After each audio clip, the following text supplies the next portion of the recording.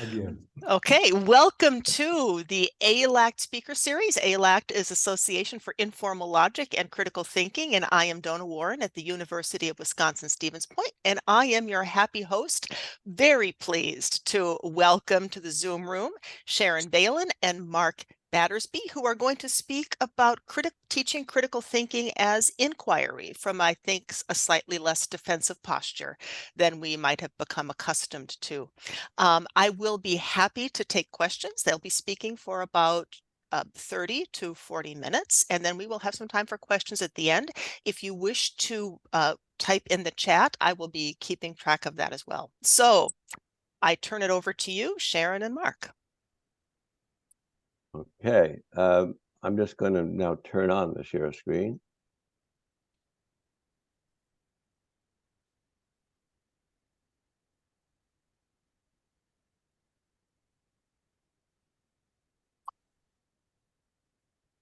All right. Mark, it's the Yeah, it's there we go. no, we can see the thumbnails. That's interesting, and I can't. So we have a little bit of a techno puzzle here. Sorry, folks. I will. I'll turn off sharing and go into the PowerPoint.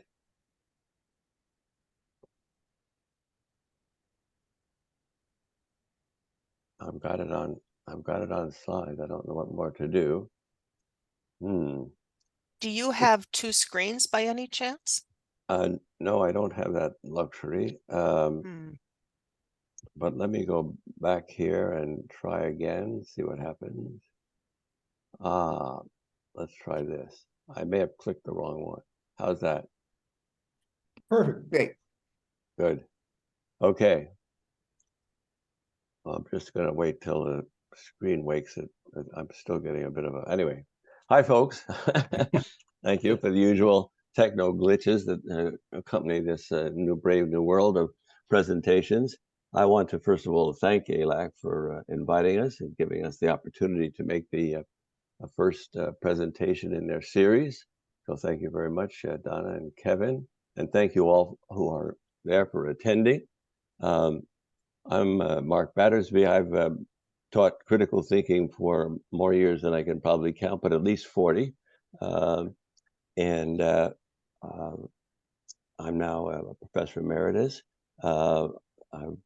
With Sharon, I've written a number of papers on critical thinking, and we'll talk about some of them later. But I just want to thank everyone for coming and all that. Sharon, do you want to introduce yourself and then Sure. we'll go into the presentation. Okay. I am a professor emeritus from Simon Fraser University. I worked in the Faculty of Education, really concentrating on critical thinking, and I've developed programs for educators to teach critical thinking in their classrooms. And Mark and I have collaborated quite considerably, as he said, on quite a few papers and presentations, and the book on teaching critical thinking as inquiry. Okay, so here we go. So the plan, I can't seem to get rid of this. Just a second. So I'll try to get, there we go. So the plan today is, first of all, to indicate our criticisms and on our perception of the limitation of what we think of the common, more traditional approaches to teaching critical thinking based on informal logic. And I'll be doing that part of the presentation, and then Sharon will take over and explain in much greater detail our approach to teaching critical thinking, which we think meets the objections that we raised for what we think is a more traditional view.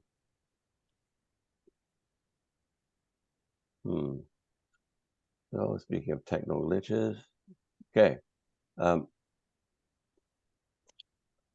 So for a number of years, I was involved in a project here in British Columbia, trying to persuade colleagues to develop curriculum on the basis of their analysis of what students were going to do with what they learned. So working backwards from an analysis of their post-educational experiences, what kind of things would they do? So that forms part of the basis of our analysis here.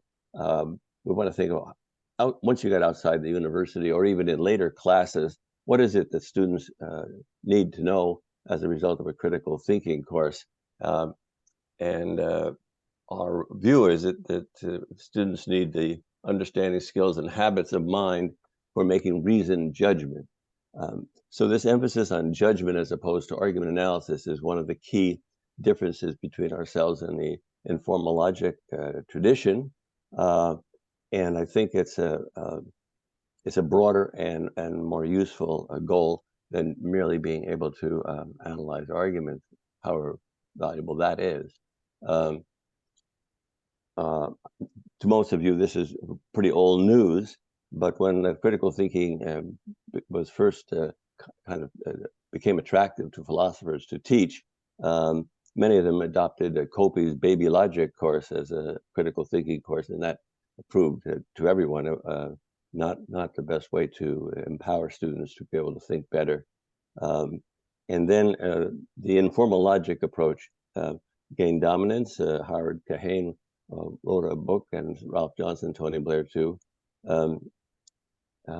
In fact, Johnson and Blair's is the book that I used for many, many years, Logical Self-Defense. So that was I think a great step forward in the idea of how to teach critical thinking. But what is that? What was that approach? And I've got Tony Blair's recent summary of that in the Stanford Encyclopedia. First of all,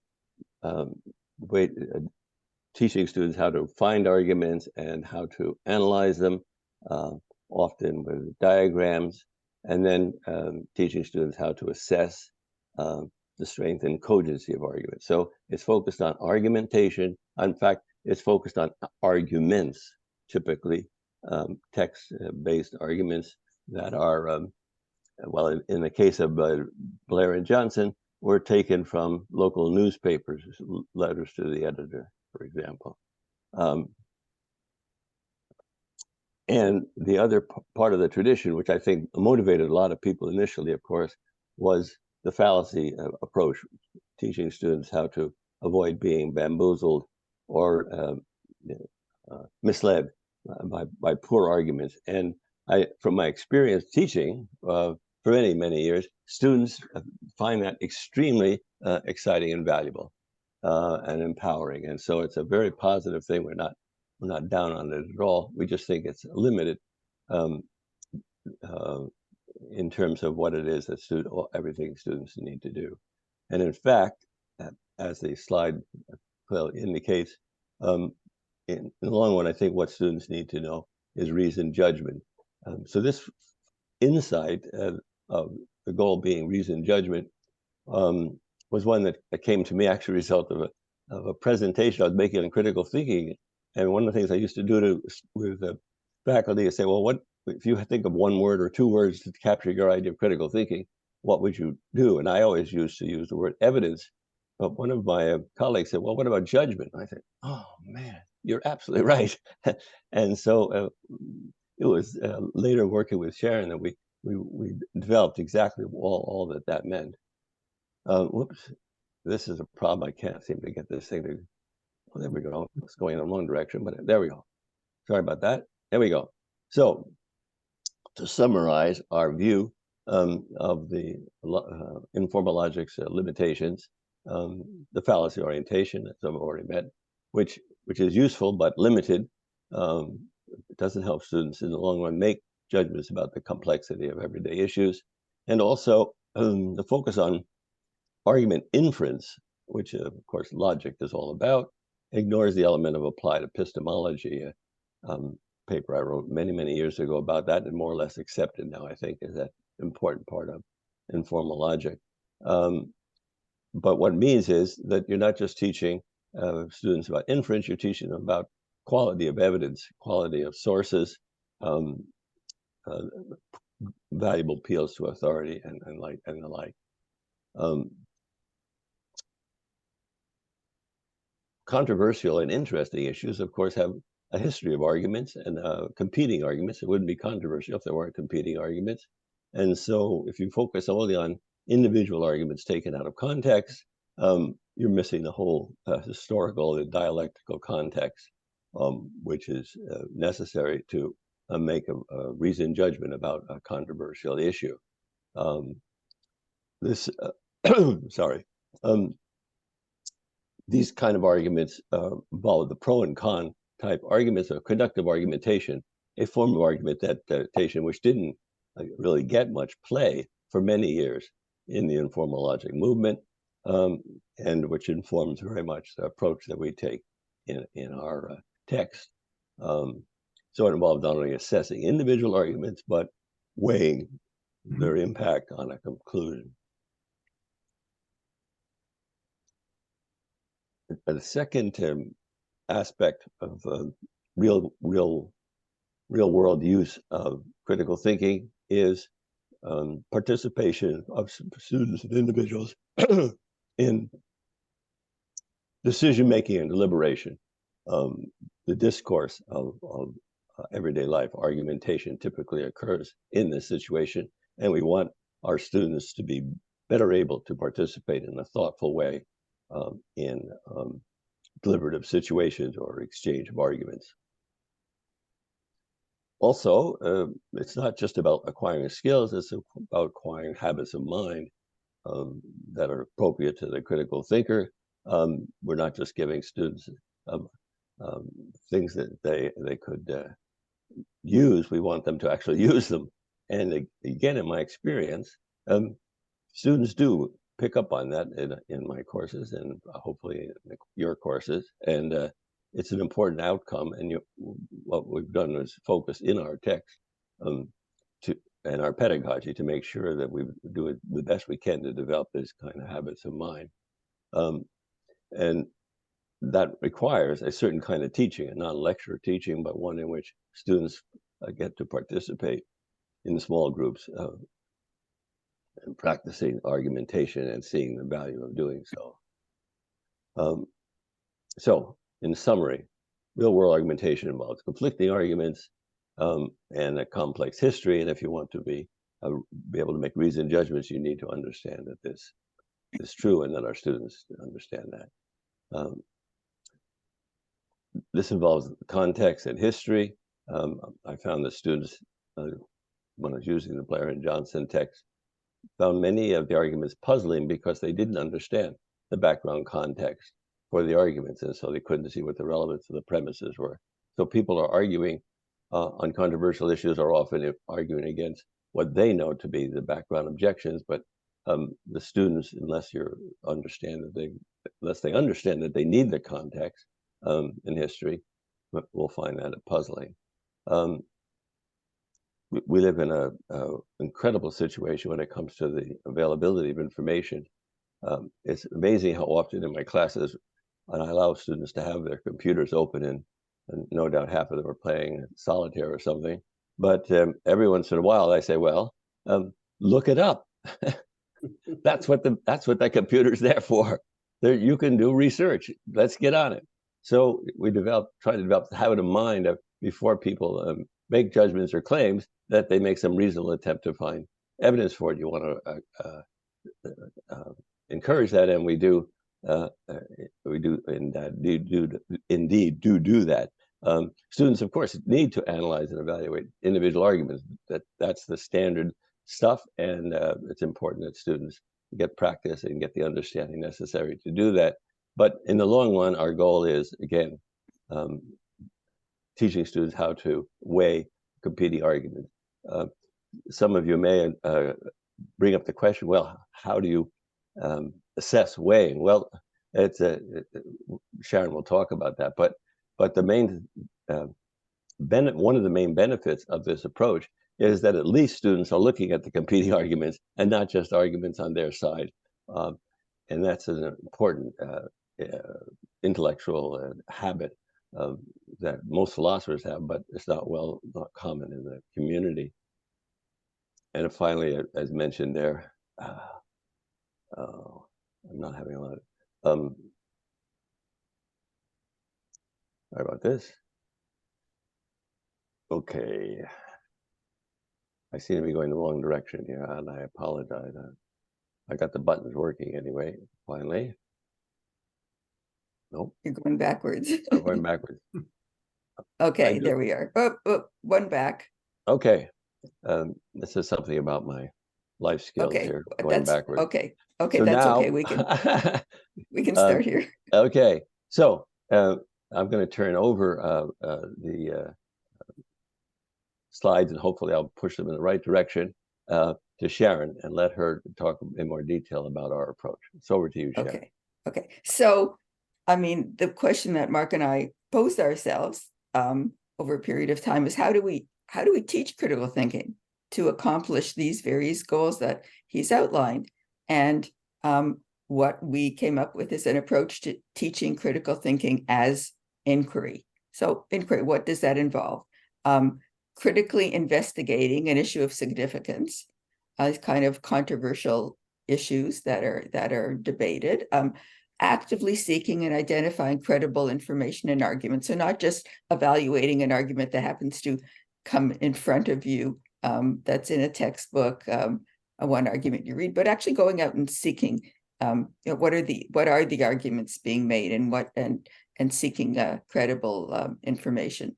Evaluating the arguments on various sides, again, so not just, as Mark said, on the side that you support, but on various sides of the issue, according to relevant criteria for the kind of claim it is, and then finally making a reasoned judgment based on a comparative evaluation of these arguments. Next. So our textbook, Reason in the Balance, basically is an attempt to use this approach and how you would teach it actually in a class. And the book centers around dialogues. Each chapter begins with a dialogue among this ongoing cast of characters, their students and some other members of the community, and they're involved in discussing and arguing about some realistic situations. Next. And these dialogues then provide the context for discussing these various aspects that go into the practice of inquiry, that is, identifying issues, identifying the relevant context, understanding the competing cases, evaluating the arguments, and making a comparative judgment among them. Next.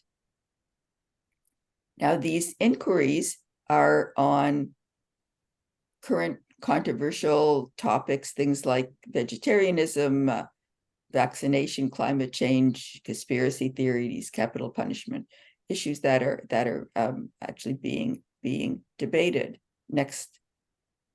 But also we have a whole section that focuses on inquiries in specific disciplinary contexts. So there's for example, a chapter on science, which deals with issues, plate tectonics, theory of evolution, climate change. There's a chapter focusing on social science, which deals with violent video issues around violent video games, and also altruism as looked at from a social science perspective. Chapter in philosophy focuses on ethical relativism, uses polygamy as the issue that's discussed. We have a chapter on the arts, which deals with the interpretation and evaluation of an artwork. The students are engaged in discussing Guernica and what could this kind of work mean anyway, and why would one think it was any good, and also public art controversy. And finally, there's a chapter on the extraordinary claims. So here we look at conspiracy theories and the book The Secret, which you may be aware of. Yes, anyway, I won't say any more about that. Okay, next slide. But also, as Mark emphasized, it's not just about the developing these understandings and capacities for reasoned judgment. We also want to develop critical thinkers. So we also emphasize what we call the spirit of inquiry. It's similar in lots of ways to what Siegel calls the critical spirit. which involves a commitment to actually making one's judgments on the basis of reasons and evidence and acting according to the reasons and evidence. So generally actually thinking critically in one's context, in one's life generally. And also a number of habits of mind or sub-virtues, one might call them, such as being fair-minded, open-minded, intellectually honest, willing to revise one's judgments when warranted, and others. And also a commitment to respectful interaction and productive dialogue when engaging in argumentative exchanges and inquiry. Next. Now, the text does deal with some of the topics that are dealt with in traditional critical thinking texts. We do focus on arguments, but perhaps a little differently than in some texts. First of all, the structure of arguments is discussed and analyzed in the context of real issues. So not these kind of isolated cases taken from blog posts or in the case of Informal Logic, newspaper articles, etc. But actually, these are arguments that come up in the course of the dialogues that we look at and analyze. We also put a limited emphasis on deductive arguments, which are not the kind of arguments we generally use in making reasoned judgments, but we find them very useful in terms of introducing the structure of argument. The structure of an argument is clear. What we do emphasize are probative arguments, that is, non-statistical inductive arguments that offer reasons for a conclusion, but don't lead necessarily to the conclusion, but offer reasons. And we emphasize conductive argumentation, that is pro and con argumentation, looking at the arguments on various sides of an issue. Next. Also, we do deal with fallacies. As Mark says, we think they have a role to play, but we look at them in terms of doing a kind of prima facie evaluation, that is, identifying fallacies can serve to eliminate some weak arguments from the mix of the arguments that are offered, but still there are a lot of arguments left standing, and so a final judgment about the issue really has to await this full inquiry. We do identify the logical error, but also the persuasive effect. That is not just what's wrong with a straw person argument, but why are we persuaded by it? And we think that's helpful for students to understand that in order to deal with fallacies. And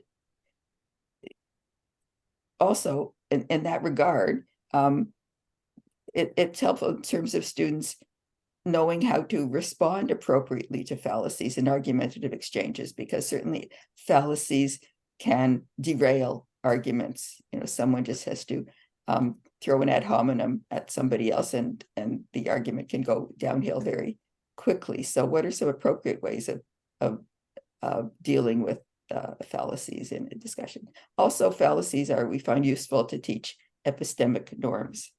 Next question. Next slide. Sorry.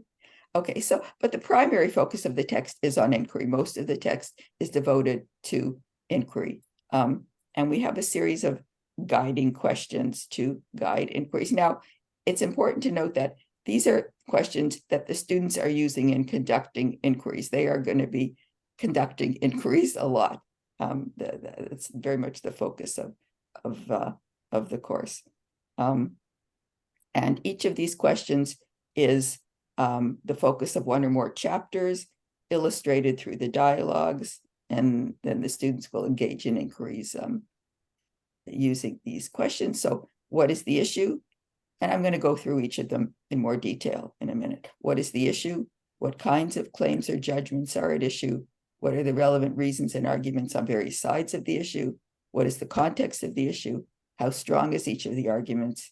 and weighing and balancing the evaluated arguments, what judgment should be come to. Next. So first of all, what is the issue?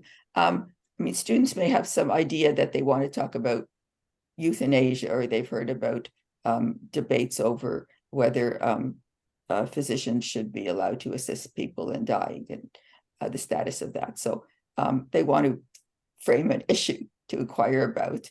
And so here we offer them some criteria for trying to evaluate what would be a well-framed issue for inquiry that would be productive for an inquiry. Be focused and clear, not ambiguous. For example, is suicide acceptable? Might be something a student come up with. Well, acceptable is kind of ambiguous. What do they mean by that? So there may be problems with that.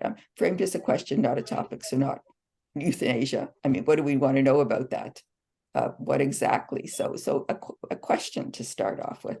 That it needs to be controversial, actually a live question where there really are two plausible sides, and framed in a neutral way. It shouldn't bias the inquiry. So if a student came up with the framing of, should physicians be allowed to kill their patients, this would not be an appropriate framing for an inquiry. So what students will try to come up with an issue statement, an issue question that meets the criteria, and they'll get feedback on it and so forth.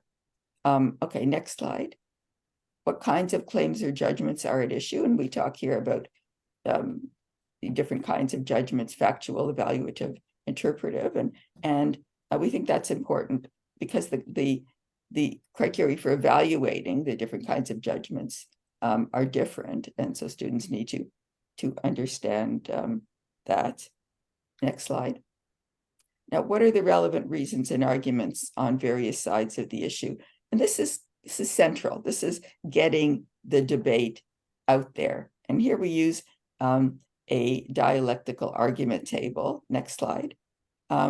Which, as you can see, has the argument, but also objections, also responses, main pro arguments, main con arguments. And it really kind of it's a kind of shorthand. Obviously, when students go farther, they're going to develop the argument in much more detail when they evaluate it. But this is kind of a get it out there and on both sides, because as we've discovered working with our students, even doing workshops with educators, that it's sometimes very hard to come up with arguments on the other side. My side bias is very strong. So to actually say, okay, you got to look for what are the main arguments on the various sides of the issue. And we have them do research here. So it's not just the arguments they can think of. I mean, those will be included, but if this is a live debate, there are arguments being offered. What are they? Go out and look for them and fill out this table. And it also includes the objections and the responses. So it's kind of an outline of the debate. But in terms of my side bias, I remember asking students to come up with the best arguments they could on an issue, on the other side of the issue where they had a certain a particular view.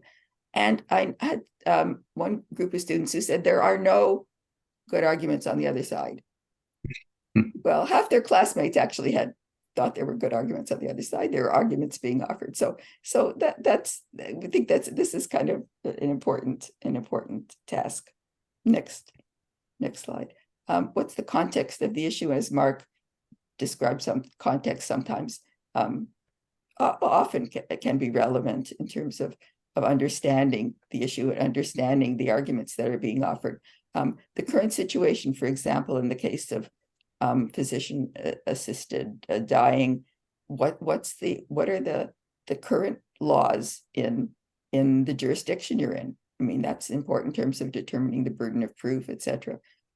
Something about what's the history of the issue, the social, political context, intellectual, disciplinary, certainly religious context would be an important dimension of the issue we just talked about, and what kind of which of the contexts are relevant in terms of understanding the issue. Next slide. How strong is each of the arguments? So evaluating the individual arguments. And certainly the first step is fallacies. Are there fallacies or other obvious weaknesses? And that may eliminate number of your arguments. And when the students do this, at the end, they can add an evaluation column to their table to, a physician-assisted dying will inevitably lead to a total disrespect for human life and killing off all old people. And we could say slippery slope fallacy, and they can put that in their evaluation. You can get rid of that particular argument. But still, there will be a lot of arguments that aren't fallacious. So, and there are a lot of factual claims that are being made. To what degree are they well supported and credible? And here it's research. It's getting students out there to do research, to look at the evidence. And we spend quite a bit, there's quite a bit of focus on evaluating sources. How do you find credible sources? How do you evaluate different sources? How do you evaluate websites, etc.? In order and what kind of criteria are relevant for different kinds of claims. So we got factual claims, same thing, evaluating interpretive claims. And then we have the objections on our table. Are any of the objections well-founded? To what extent do they count against a particular argument?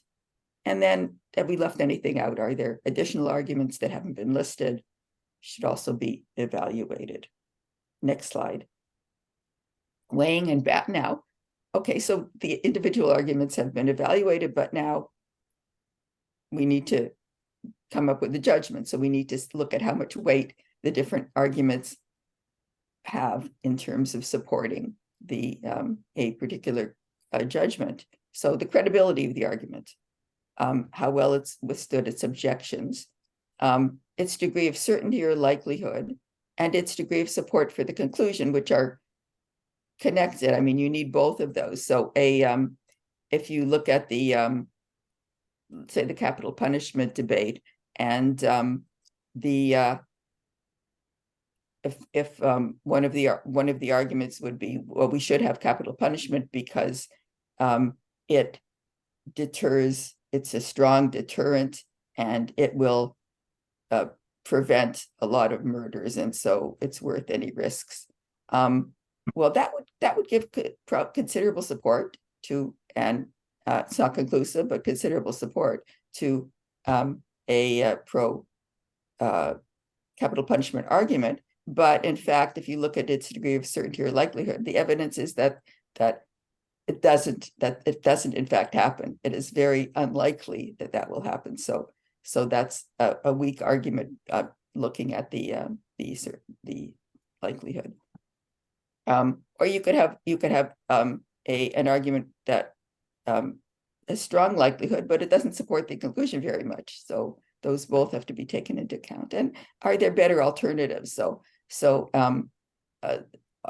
options need to be always evaluated in terms of alternatives. In capital punishment, it would in fact, the argument that it would keep murderers off the streets and it would keep them from murdering again that's true. However, one could argue that keeping them in jail for life is a better alternative without the downside. So need to evaluate the various options in light of alternatives. Next slide. Also, I mean, there's a kind of weighing and balancing. And so again, we have certain kinds of, some considerations that students need to take into account. They should be looking both at means and ends, costs and benefits, looking at variety of kinds of criteria. So making sure that they looked at moral considerations, which are generally have priority. Burden of proof, very important in terms of coming to a judgment, and also how the conflicting arguments are framed. And sometimes they may not really be conflicting as much as it seems to be, or there be a way of reframing that lessens the conflict. Next slide. And so, and finally, the students are going to come to a reasoned judgment. And we emphasize the fact that the final judgment is not necessarily a yes, no, we should do this, we shouldn't do this. It is very often some kind of modification, qualification, combination. So we should, yes, physician-assisted suicide, dying should be legal, except in these cases, or only with these limitations, or generally should not be, except with these exceptions. So, and it's when they work through their inquiry, they're going to get a more kind of nuanced understanding of the case and the kind of judgment that they will come to. And that also we have students specify the appropriate level of confidence that's justified by the weight of the arguments. So given their inquiry, given how they've evaluated and weighed the arguments, are the arguments on one side very strong and they can make a very confident judgment, or reasonably confident? Are there actually good arguments on both sides, but they can on balance make a judgment on balance? Or maybe the jury still they can't make a judgment and have to suspend judgment. Next slide. Now, pedagogy is an important aspect as well. That it's not just the content; it's what students are doing, what's going on in class. Students are engaging in inquiries. I mean, not only they're reading, they are doing exercises, etc., but they do spend a lot of time engaging in inquiries. Different ways to do it. I have my students do individual inquiries, progressive inquiries. So they will start this semester with some idea that issue they have in mind. And as we go through the text in each step, they develop that part of the inquiry. So they will try to frame an issue. I do it very much along with formative assessment. So they meet in feedback groups. They get feedback from their colleagues using the criteria from me, and they revision being an important part of this kind of process of coming to a reasoned judgment, and so on. So by the end of the semester, they have an inquiry. One can also do group inquiries. I also do those and have students present posters. Mark does group inquiries where students are taking different sides of the issues, developing a joint wiki, and then writing individual essays. And that he brings in really the next strategy, structured controversy, where students alternate in defending different sides of an issue and then collectively coming to a reasoned judgment. Next slide. Small groups are very important. There's a lot of evidence about the efficacy and importance of small group deliberation for developing critical thinking and judgment. So students are practicing engaging in inquiry, making and evaluating arguments. This can be done in class, outside class if students are working in groups. It can be the focus of tutorials. Students can engage in online forums, but as much as possible, students need to be working in smaller groups. Next slide. And the culture of the class is important. And we very much like the notion of community of inquiry. It's kind of Dewey's notion, developed by Matt Lipman, where the settings, the structures, the relationships are geared towards developing these capacities and virtues of inquiry. So a lot of student interaction, certain norms such as open-minded and fair-minded exchanges, rigorous but respectful critique, commitment to respectful treatment, meaningful participation, of productive interaction. So these are kind of values that are valued, they're encouraged and modeled. And instructor modeling is very important. I mean, the instructor has to walk the walk, to be open to student questions, has to be respectful of student questions and ideas, has to be willing to be shown to be mistaken. That's one we all find pretty tough, but that's a kind of a virtue or habit of mine that it's good to model in the class. Next slide. And there's some of the references. For first of all, the text, reason and the balance. The second one, Inquiry, a New Paradigm for Critical Thinking, is a collection of our theoretical papers, the papers that kind of ground the whole approach, where we developed the kind of theoretical foundation for the approach. And then this What Shall I Believe paper has actually a fairly detailed, almost lesson plan for, if you're dealing with an issue, what are the various kinds of things that one might do using the text at the various stages. And we have our website. Okay, thank you very much. Thank you. Okay. We look forward to your questions and objections. Right. Okay. And we should probably quit the screen sharing. Okay, here we go. Done. Wonderful. Thank you so much. That was incredibly interesting. What questions or comments are there in the room? Well, can I go? Oops. Hello? Yes. Can you hear me? Yep. Yes. Okay. First of all, just thank you. Big thank you to Mark and Sharon for starting us off with this. And I do have one little question. Partway through, you talked about focus on probative, non-statistical inductive arguments. And I'm wondering if what you're thinking was that there's the whole area of statistics instruction, statistics courses and textbooks and so forth. And just if you're kind of factoring up, what you can concentrate on in the critical thinking class versus like an introductory statistics course. So if you would just maybe elaborate a little bit on what your thinking was for stressing non-statistical inductive arguments. Well, Mark. first of all, I think they're the more common ones we're dealing with, right? That's the general defeasible argument models.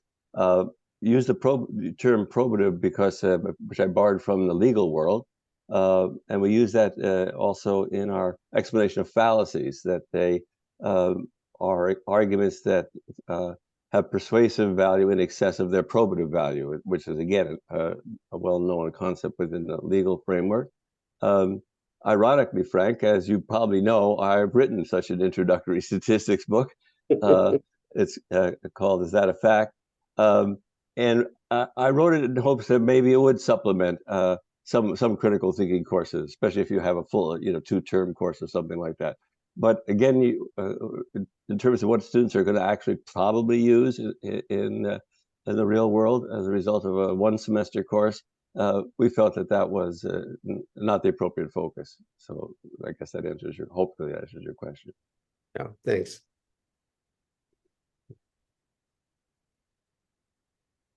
Oh, and by the way, I'm going to buy a copy of your book again. Again, I had one and then I retired and so forth, but this inspired me. I'm going to share it with my grandchildren who are in high school and so forth. And I think my granddaughter especially is in taking speech and debate now.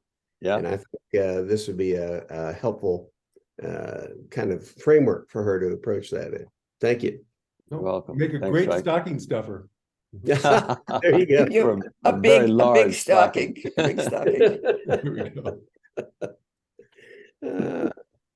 I guess the only thing I would add, and I like the fact that you don't poo-poo a lot of the considerations that you say informal logic adopts, but you just say they're incomplete. They're kind of we need to supplement that. But one thing I think would also be a good supplement for your approach is I think adopted best by, for example, Trudy Gauvier and in A Practical Study of Reasoning, where she talks about specific conditions for cogency. The acceptability condition, the relevance condition, and the sufficient support condition. So you can talk about the arse conditions of Yeah. cogency. And she does a really nice job of that. And that does sort of, it's a nice way of introducing what you call the norms of reasoning that you want the students to adopt. And it's also a fantastic way of organizing the discussion of informal fallacies, which I agree is too often done just as a grab bag of things not to do.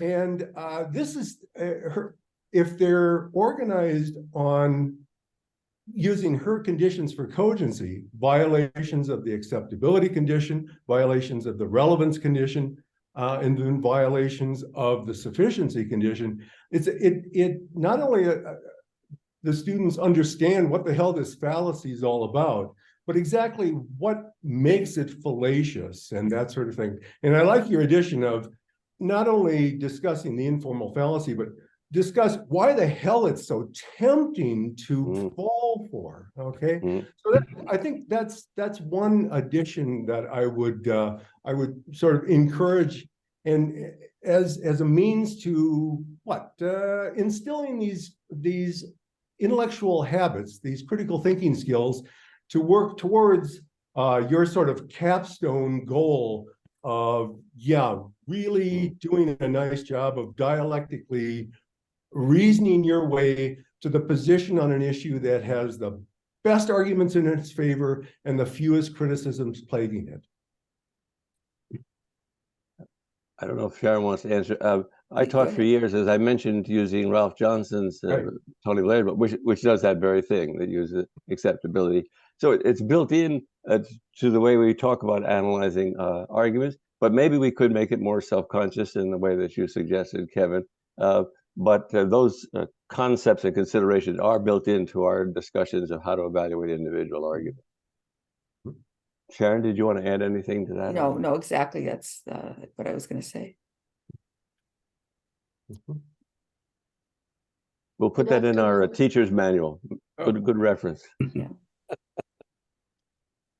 Hello? Yeah, there is. We mentioned there is a teacher's manual as well. We should add. Yeah. One other thing that I agree with you that the usual focus is on identifying and analyzing and evaluating the arguments of others, and that's and the goal is, of course, to do that with respect to not only the arguments of others, but also one's own arguments, and use that tactic to, try and find that position on an issue that has the best arguments in its favor and the fewest problems. But there really is a nice place to start, though, is taking a look at arguments on the hoof of others and identifying, analyzing, and evaluating them. And that's sort of, it's kind of ironic. Many years ago, in teaching composition, English instructors, of course, you got to diagram the sentences and identify the parts and yada, yada. And of course, that didn't work worth a damn. So what was found in these studies is just have comp students read good sentences. And the most effective way of getting them to be able to craft a good sentence is to just simply copy good sentences. Just almost mindlessly copy them. That had according to assessment, that had the most efficacy in terms of getting students to be able to write better.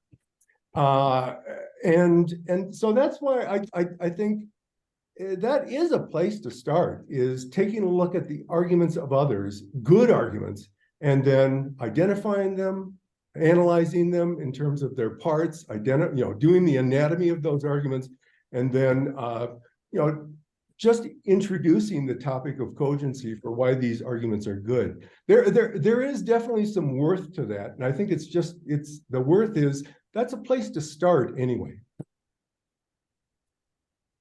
Well, another friendly amendment, I think. but I will say we do have a chapter on how to make good arguments. We have how to make a case, which again doesn't typically show up in informal critical thinking courses. But the idea of focusing, giving students paradigmatically good arguments, I think is a good one. I don't know that. Do we do that, Sharon? I can't remember. Not really. I mean, I think about in the part that Mark's talking about making a case. The students are in the. It's after the case we use capital punishment as a kind of key case in some of the chapters, and then once they've made their reasoned judgment, to go back, they start off. What starts this whole discussion off is an op-ed that one of them reads by a police chief arguing for capital punishment. So at the end, one of them says, "I think we should write an op-ed that responds to that." And they go through the process, and each time it's, how about this? But it's got this problem, and etc. And they go revise and at the end, what they have is probably it's paradigmatically a decent case made that meets the various criteria. So it's not a wonderful case that's out there that we're showing them. But actually we do, though. We actually have a speech, now that I remember, it's been a while, by Warren Almond when there was the debate about capital punishment in Canada. And we do actually include that. And that's he goes through that. So actually that is, I think, an example of what you're talking about, now that I think about it. If I may, good afternoon to everyone. This is Hi, Caroline. Hello. Hi, Carolyn. Nice to see you again. I was just wondering, thank you for your presentation and the revival of what we have already known.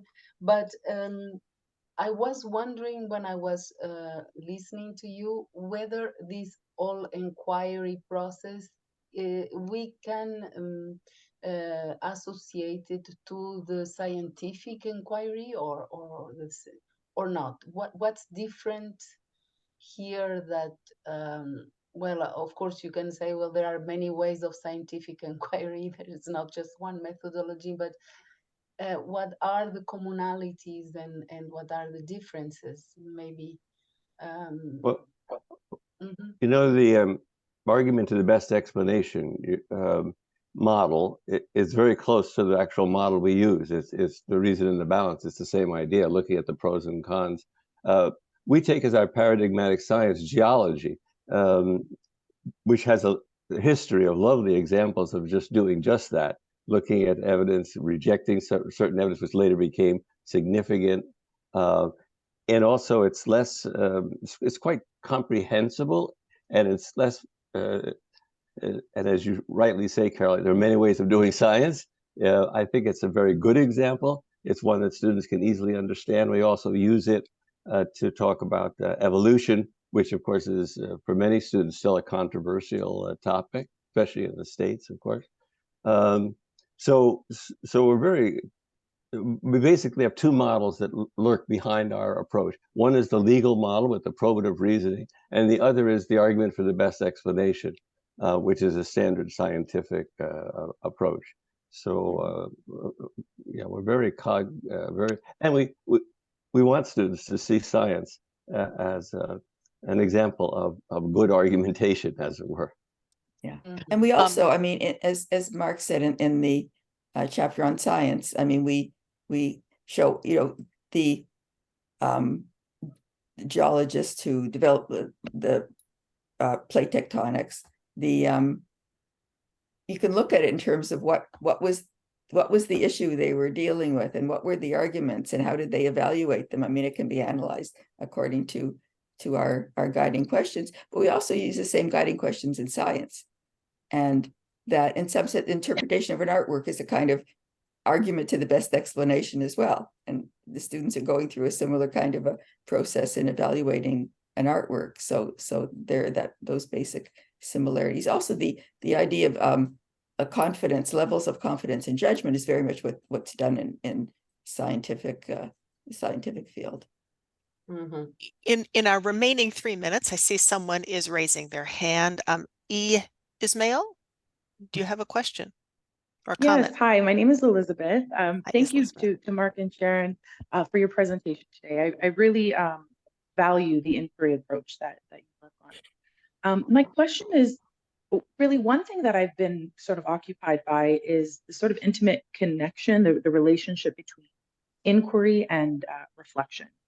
And both have sort of been heavily emphasized, I think, in relation to critical thinking. And so I'm wondering, how do you conceive of reflection, and is there an explicit role for reflection within your inquiry approach? I'm never quite sure what's meant by reflection. I think sometimes it's used just as thinking about something. So I have trouble answering that because I'm not sure what the sense of reflection that you're referring to that's behind your question. Could you elaborate? You know, I have a similar sense, and I've tried to figure out exactly what's meant. I know, Dewey sometimes is thought to have conceived of critical thinking simply, or at least one way, simply as reflective thinking, right? And so I've really been focused on what exactly is reflection, and I think part perhaps of what it might be pointing to is a sort of integration of the information, where I see inquiry as a sort of information seeking activity, and reflection perhaps as a sort of information integration activity. Hmm. Well, one thing I would say is we do talk about cognitive biases, for example, which are starting to creep into more traditional courses. And the idea there is being aware of your biases. I don't know if that's the kind of reflection. It turns out damnably tricky thing to do, but we do talk about that, and we want students to think about their biases that they might be bringing to whether they're hot biases or cool ones like the cognitive biases. If that's what you mean, again, I'm not quite sure, but the goal, of course, is that, anyway, enough said. Thank you. I sort of like your approach to say, well, the dialectical approach has usually had the accent on debate with others, okay, and exchanges with others. Mm-hmm. But to turn it into a reflective approach is just, hey, just do that sotto voce and get in the habit of holding yourself to this kind of intellectual standards and honesty that you hold others to. And you can just do this on your own, be your own devil's advocate, find your own menu of alternative positions and critical reviews. And to me, that sort of collapses the view. That brings the reflective and the proper type of reflection into the discussion of what the hell it is to be a critical thinker. I agree. Over the years, this issue of critical thinking is reflection is just metacognition, and has really been watered down to the detriment of critical thinking. But I think making this dialectical approach to argumentation and inquiry a personal thing, a personal habit that you hold that, of course, accountable for, having to fill in that thing table that you're up to. Having to fill in that table is meant to force you to do just that, as you said, Kevin. And that's why it's such a powerful tool. Even before I go to make presentations, I sometimes make that little table for myself. So I've hopefully forced myself to face the argumentative controversy. Yeah, and our students go with it. I mean, we, originally it was just a kind of a little heuristic, and it's because, the students, they take it home. They have issues to solve with their parents. They do argument tables. They take it to their bosses, and it was amazing what happened, really.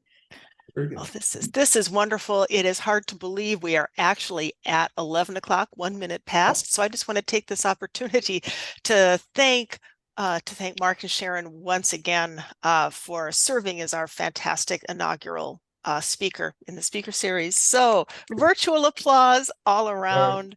And stay tuned for the next one in the series. And I hope you have a wonderful rest of your day. Bye-bye. Thank you, one and all. And Thank thank you, Thank Donna, you. for Thank you hosting all.